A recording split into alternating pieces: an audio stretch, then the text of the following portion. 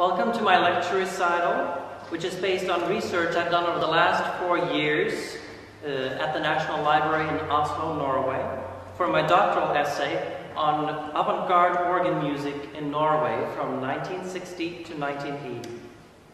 I've chosen as my title, The Forbidden Organ Concert. Today's lecture will address 2 scandal-ridden works, both of which represent high points in radical organ composition in their contexts. Gjerde Ligeti's Volumina shocked the organ world in 1962. This work, which provided my first exhilarating encounter with avant-garde organ music, will serve as a reference point as I discuss the European and Norwegian contexts for Egil Hovland's Elementa pro Organo of 1965. Why did these works cause scandals?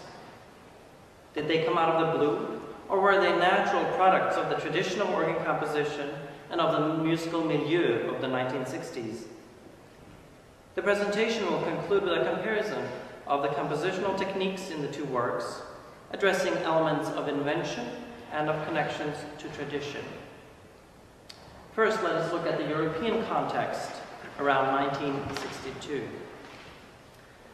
My overview of the European organ world in the 1960s is based on the work of Martin Gjerde, who has written extensively on modern organ music and on Ligeti in particular. He points out that major composers after Max Reger showed little interest in the organ. Most composers of organ music in the first half of the 20th century were themselves organists. In France, a late Romantic style of symphonic writing was passed from masters to students, while German organ composers developed a contrapuntal neo-Baroque style connected to liturgical use. Olivier Messiaen was the main exception among major composers of the mid-century when it came to creating modernistic music for the organ. He was a key figure at the summer courses in Darmstadt, Germany. In the 1950s, this environment was occupied with serial procedures for pitch and other musical parameters, and with the use of chants in musical composition and performance. Despite Messiaen's work, however, the organ remained outside the scope of general contemporary composition. Why did the organ catch the interest of Ligeti, an international figure in progressive music? Volumina presents colors that had never before been heard from an organ. What influences helped Ligeti develop the revolutionary soundscapes of this work? Ligeti had studied organ to a certain level in conservatory, although it was never his main focus. In 1956, he fled communism in Hungary and arrived in Cologne, where he encountered Western avant-garde music. He was hired for a job at the electronic music studio in Cologne, where he experimented with new sounds and worked with what he called Bewegungsfarben, or moving colors. He created a technique that gave the impression of gradually flowing sound colors. Ligeti later transferred this concept to the orchestra in his Apparition of 1959 and Atmosphäre of 1961, and to the organ in Volumina and his later etudes. Atmosphäre, like Volumina, is a sound mass composition in which changing colors define the form. Ligeti used what he called micro-polyphony, which consisted of interval canons between 48 to 56 voices. He reinterpreted this concept for the organ when writing Volumina. One player could not possibly play the required number of polyphonic lines to create the impression of moving colors. Instead, he exploited the organ's capability of sustaining sound for moving clusters with various levels of internal movement, and used its ability to play short, quickly moving clusters, which would be very difficult to coordinate in an orchestra. Ligeti was indebted to several progressive organ composers and performers when he developed his cluster and color techniques for Volumina. The work was dedicated to the Swedish organist Carl Erik Velin, who played the premiere, and to Hans Otte, who had commissioned the piece. Velin had experimented with new playing techniques and advised Ligeti during the composition process. Ligeti also used ideas from Bengt Hambraeus, another Swedish organist and composer. His Constellationer 1 from 1958 directly influenced Ligeti. Hambraeus applied rhythmically notated additions and subtractions of stops with the option of pulling stops partially on mechanical organs in order to underwind pipes and thereby provide new colors. The idea of playing with the stops during sustained clusters is used extensively in Volumina. Ligeti's organ studies, his sound explorations with electronics and orchestra, and his interactions with inventive organists set the stage for his revolutionary organ composition. Hans Otto commissioned Ligeti, Hambraeus, and the Argentinian Maurizio Kagel to present new organ works at Bremen Cathedral as part of the Radio Bremen Pro Musica Nova series. Kagel's contribution was Improvisation ajoutée, and Hambraeus composed Interferencer. The premieres did not take place at Bremen Cathedral, however, as the president of the Church Council forbade the concert at the last minute. Rather, the pieces had to be presented in recorded form via speakers in a hall at Radio Bremen on May 4, 1962. Colorful stories about an organ in Sweden catching on fire due to electric overload caused by the enormous clusters in Volumina were not the real reason for the cancellation. The inclusion of choreography in Hans Otto's Alpha Omega, which was to be part of the program, caused the veto. The Church Council saw this kind of dance as inappropriate for the sacred space. The Bremen program marked a new era in sound exploration in organ composition. Herchenröhrer suggests that a paradigmatic shift was taking place, as composers were becoming more interested in the very nature of sound. Now let's move to some Norwegian trends, focusing on the work of Egil Hovland. How did Norwegian composers relate to the international avant-garde? Who promoted radical musical creativity in the 1960s, and who resisted? How was it possible to cause national scandals with organ music in a small, peaceful country at the outskirts of Europe? According to Elef Nesheim, who recently published a comprehensive account of progressive music in Norway around the 1960s, the Second World War halted cultural development and contributed to the lasting nationalism and the search for a Norwegian sound among the country's major composers. Norwegian music remained conservative during the 1950s compared to international developments. Going through the complete organ archives at the Norwegian National Library, I found that the majority of submitted compositions from the post-war period were liturgical organ works in a contrapunto neo-baroque style, often based on chorales or folk tunes used in the church. In researching the LP catalog at the National Library, I found a series of recordings from the late 60s and the 70s featuring newer Norwegian music, including several organ works. The Contemporary Music from Norway series was sponsored by the Norwegian Society for Composers and was supported by the Norwegian Cultural Fund. Egil Hovland and Knut Nystedt, another important person in the progressive music environment, served on the board of the Society of Composers. They thereby had an opportunity to influence the promotion of new organ music. Harald Herresthal, a professor of church music and musicology, who recorded many of the new organ works, revealed in my interview with him that these recordings did not sell in large numbers.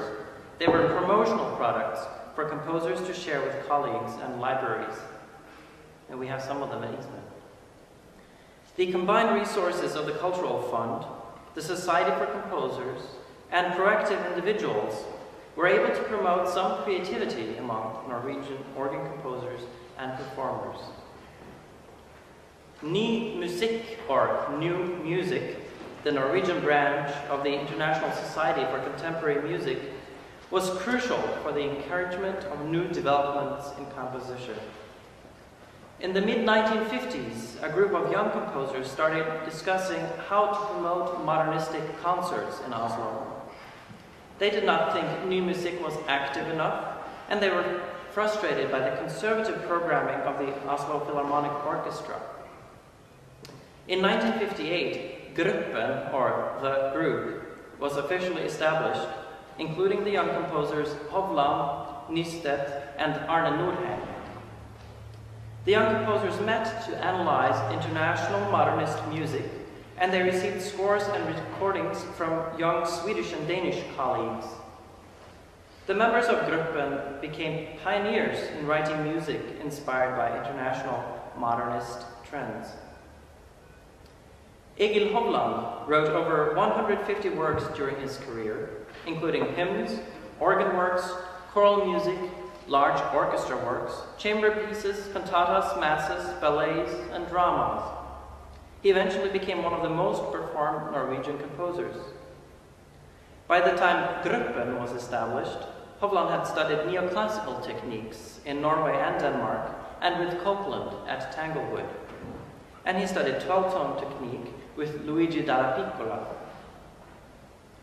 Hovland affirmed his place as one of the most progressive modernists in Norway with his Variations for Two Pianos, Opus 47, in 1964, which was premiered in Stockholm, like a lot of new Norwegian pieces were.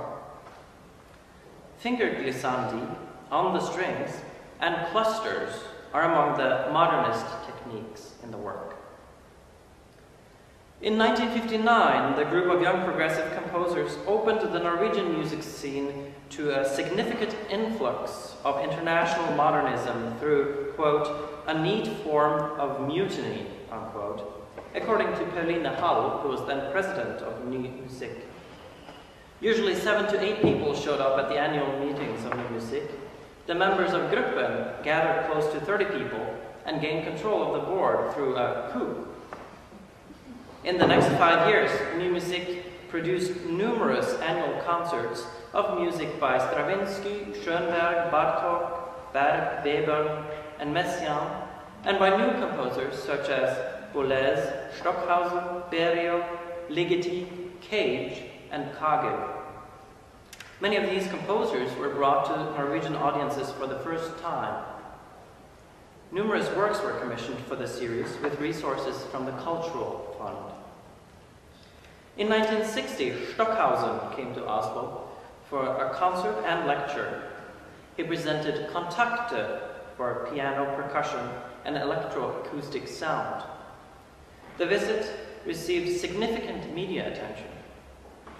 A real scandal followed in 1961 when Namjoon Paik visited Oslo with a performance inspired by happenings which combine music, painting, sculpturing, and absurd theater. Paik sawed a piano in two and showered in egg yolks on stage. The scandal was complete when he walked into the audience and used scissors to cut off the tie of Finn Mortensen, president of Ny Musik. Such theatrical stunts were beyond the expectations of the traditional middle-class concert audience. While the publicly funded orchestras in the major cities were generally conservative and even sometimes refused to perform scheduled new works, individual performers of stature did promote new music. In the organ world, Harald Herresthal and Tor Grønn, organ professor at the Edvard Grieg Academy, played a crucial role in premiering, recording, and promoting new organ music. Bjørn Boysen, professor of organ at the Norwegian Academy of Music, and the performer of the first recording of Elementa pro Organo, suggest that organists in general rarely attended new music concerts. The audience for avant-garde organ programs consisted mostly of members of Ny Musik.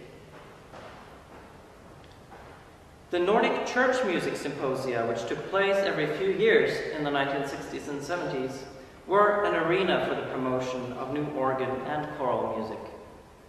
Hovland and Nystedt were both dedicated church musicians and participated in these Nordic exchanges. Harald Herresthal was often asked to perform at the symposia. He got the impression that many church musicians felt that most progressive music was too modernistic and complicated to be useful in their everyday work. He also notes that there were strong conservative forces in the Norwegian church. Many people had a stronger sense of respect for sacred space than is now common. A concert sponsored by New Music and featuring Kagel's Improvisation Ajoutée caused a scandal with its clapping, singing, and screaming registrants. Due to the shock caused by Kagel's piece, the council at Trinity Church in Oslo denied New Music the use of their sanctuary for a concert that was to include today's program. Ligeti and Volumina and Hovland's Elementa. New Music appealed to the Royal Department of Church and Education, which forbade the performance of Volumina in the concert, but forced the Church Council to allow Elementa. Hovland withdrew his work from the concert in protest. Hovland's Missa Vigilante caused a national scandal with its inclusion of lightly dressed dancers near the altar at an experimental service in 1967. Some church leaders accused the composer of blasphemy. Hovland was hurt by the negative reactions to his music, but did not give up on renewing organ and church music. He stated that, quote, "Art should create new paths, and uproar is part of the development," unquote. However, in 1967, he said to a newspaper that, quote, "It is almost as hard to get a modern sacred work performed in a Norwegian church as it is to create peace on earth," unquote. What role did the educational institutions play in promoting new organ music? Arild Sandvold, cathedral organist and organ professor in Oslo, had his students play some neoclassical music. However, Sandvold, who composed in a late Romantic style, had difficulty appreciating truly avant-garde music. Stig Werner Holter, professor of church music at the Grieg Academy, confirmed in my interview with him that new organ works by Hovland and Nystedt, including Elementa, were studied and performed when he was a student in Oslo in the 70s. However, as far as Holter remembers, people played mostly the neoclassical works. They did play more new Norwegian music than is the case among students today. In summary, several Norwegian composers were inspired by the 12-tone techniques of the Second Viennese School from about 1956 to 1960. Beginning with the coup of 1959, international modernism made a quick and controversial entry. From 1960 to 65, a brief and intense period of serialism, timbral composition, and electronic music caused debate and controversy. Postmodern development started already around 1965, when modernist techniques were combined with older ones to create what was called neo-friendly or neo-simple music. Hovland, who had been a leader among the modernists, composed Lilia in 1968 based on the Song of Songs. The style was neo-romantic and tonal. According to Hovland, his new romantic and simple style was not a protest against modernism, but rather represented a synthesis of what had been in the past. Hovland and other previously radical composers were perhaps afraid of losing contact with their audiences. Now let us look at some compositional techniques in Volumina and Elementa. Hovland's Elementa pro Organo, Opus 52, for organist and 2 assistants, was premiered by the composer at Trinity Church in Oslo during a late night concert of the Nordic Church Music Days of 1965. Hovland was clearly inspired by Ligeti, Kagel, and Hambreus and their program from 1962 when he composed this, his most radical organ work. There are obvious similarities in the use of new techniques in Volumina and Elementa. Ligeti's work is the first organ composition in which clusters comprise all the pitch material. Hovland uses graphically notated clusters to indicate certain gestures in Elementa, some in the form of wide sweeps of notes, others as carefully notated rhythmic effects. However, Hovland also uses his 12-tone method to produce motives and harmonies notated with traditional pitch designations. Clusters remain a local effect in certain parts of the 5-movement work. One of the progressive concepts in Volumina is the playing with wind pressure by turning the blower's motor on and off, and by using partially drawn stops, causing unusual timbral development and noise by underwinding the pipes. Hovland plays with wind pressure at the beginning and the end of his 3rd movement, where stops are moved slowly on and off, respectively. He also stretches the sound possibilities by having assistants blow on organ pipes while gradually changing the wind pressure. Hambreus and Ligeti both exploit the unprecedented effect of playing on the stops while holding keys down. Hovland uses this technique in his ostinato movement in Elementa. Keys are held down through the whole movement by pencils or weights and by the performer's feet, while the organist and both assistants play ostinato figures by rapidly pushing and pulling stops according to graphically notated rhythms. Ligeti achieved a new level of finesse in the gradual change of dynamics and sound color. Volumina continued his idea of Bewegungsfarbe, moving colors. Hovland too adds an element of gradual sound development through the blowing on organ pipes. The blown pipes gradually take over chords from the organ in the final movement, Computorium, adding a human and expressive quality through subtle crescendos and decrescendos that bend the pitch slightly. In the opening movement, the blown pipes enrich the soundscape with glissandi and bird-like effects. Volumina and Elementa differ vastly in terms of notation. Ligeti developed a system of graphical cluster notation for Volumina. Pitch ranges for the clusters can be determined quite exactly, and registration indications are quite detailed. The graphical representation of pitches makes it possible for one performer to realize the gradual transformations of pitch content and sound color through improvisation within given limits. Elementa uses traditional notation of pitches for the most part, but there are also the graphical clusters with approximate pitch content. The representation of time in Volumina is unconventional. There are no exactly notated rhythms. In general, each page is meant to last approximately 45 seconds, although some of the durations have changed after our dress rehearsal with Professor Davidson this morning. And the motion within the clusters should be in proportion to the duration of each page. Hovland uses traditional rhythmic notation in some movements in Elementa, while other movements include time notation measured in seconds rather than beats. One invention from the 1962 program for Bremen was the new role of registration assistants serving as integrated artists. In Volumina, the registrants provide the musical development by playing on the stops as the organist holds stationary clusters. In Hambreus' Interferenze, the assistants pull and push stops according to notated rhythm, as in Hovland's Elementa. Kagel's Improvisation ajoutée asks the assistants to blow pipes, as does Hovland in Elementa. The form in Volumina is marked by continuity.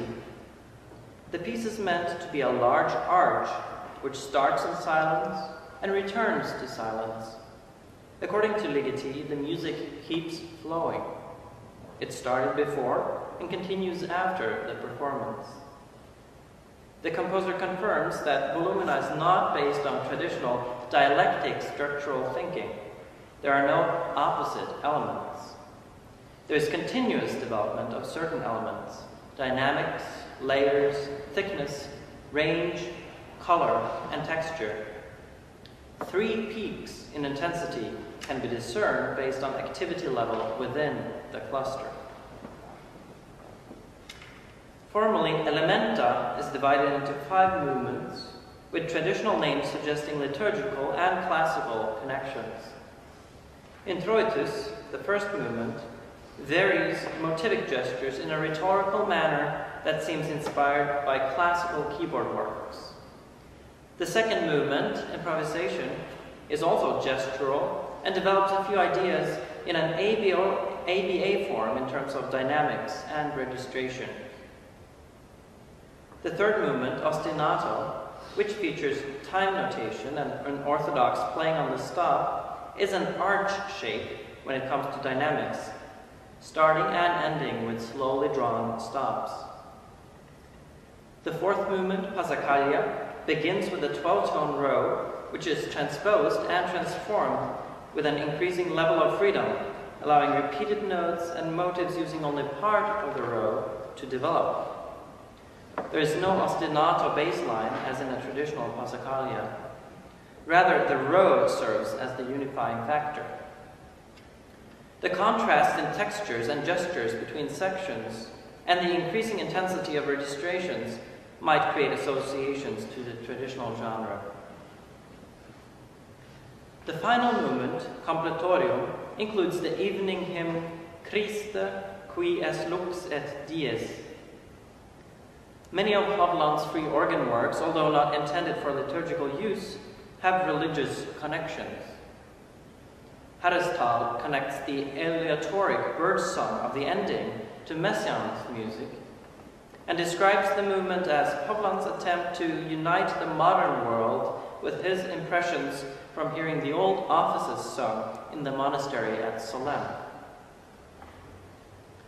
Volumina and Elementa both relate to the traditional organ repertoire in terms of registration practices, but there are also strong modern features that give them each their special character. Ligeti connects with the German Romantic organ tradition and his use of gradual changes of dynamics and color. Hovland's Elementa calls for stop selections typically available on organs of a neoclassical design. Creative use of mixtures and mutations, often paired with low pitches to create gap combinations, result in interesting and unusual colors.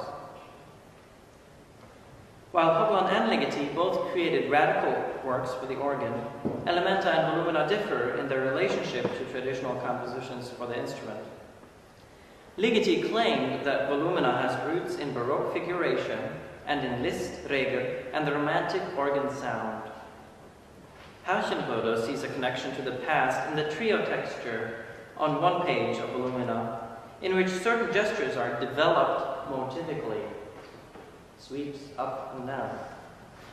Perhaps one can see traces of Bach's trio sonatas for organ, where each hand and the feet play separate melodic lines. However, the main impression left by the piece is very different from anything found in traditional organ literature. While Elementa is full of progressive traits, its gestural nature and classical formal characteristics leave a strong sense of connections to the organ music of the past. A few concluding thoughts.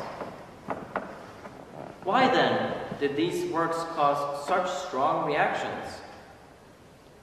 The traditional connection between the organ and sacred space was certainly a major factor. These works, while rooted in tradition to various degrees, were radical on the surface and challenged notions about what was appropriate in church. The expectations of general concert audiences were also challenged by new sounds and forms. Ligeti's Volumina opened the organ world to new possibilities. His once controversial composition has entered the standard repertoire for the instrument, but continues to challenge performers and listeners to understand what makes music music. Hovland, while radical in his explorations during the 1960s, was always closely connected to a traditional understanding of the organ and its repertoire. He kept writing functional church music and worked simultaneously in a variety of styles. In 1983, Hovland was knighted to the Order of St. Olav by King Olav V of Norway for his work as a composer and performer. Despite controversy caused by his progressive attitude, he was immensely influential on Norwegian church music and musical life in general. His desire to communicate with people in whatever style he was writing in probably contributed to his strong position.